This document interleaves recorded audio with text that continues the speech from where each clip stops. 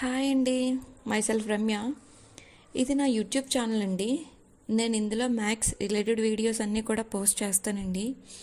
ఇందులో నేను basic level నుండి అడ్వాన్స్ లెవెల్ వరకు టీచ్ చేస్తానండి. అయితే ఫస్ట్ మనం మ్యాథ్స్ గురించి మాట్లాడుకుందాం. అసలు మ్యాథ్స్ అంటే ఏంటి?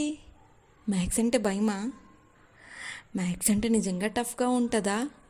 ఇలాంటి చాలా క్వశ్చన్స్కి నేను ఫుల్ స్టాప్ పెట్టడానికి నేను వచ్చానండి.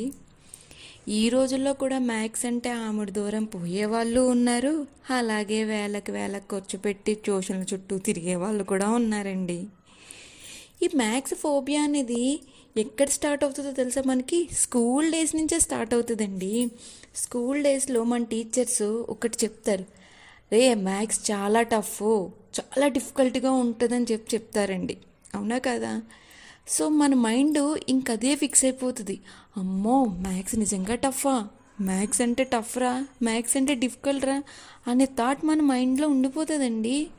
యాక్చువల్గా చెప్పుకోవాలంటే మ్యాథ్స్ అనేది మనకి లైఫ్లో ఎంత ఇంపార్టెంట్ అంటే, మన పుట్టిన దగ్గర నుంచి చనిపోయే వరకు మన వెంట నడుచుకొని వచ్చే ఏకైక సబ్జెక్ట్ ఏదైనా ఉంది అంటే అది మ్యాథ్సేనండి.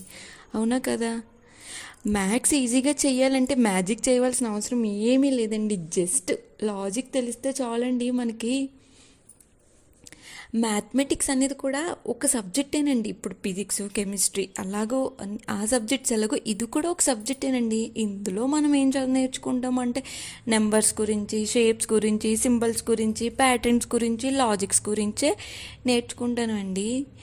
మ్యాథ్స్లో మనకి కొంచెం అవగాహన తక్కువ వల్లే భయం అనేది ఏర్పడుతుందండి. అదే అవగాహన లాజిక్ తెలిస్తే మ్యాథ్స్లో కూడా మనకి గ్రిప్ ఉంటుంది కదండి.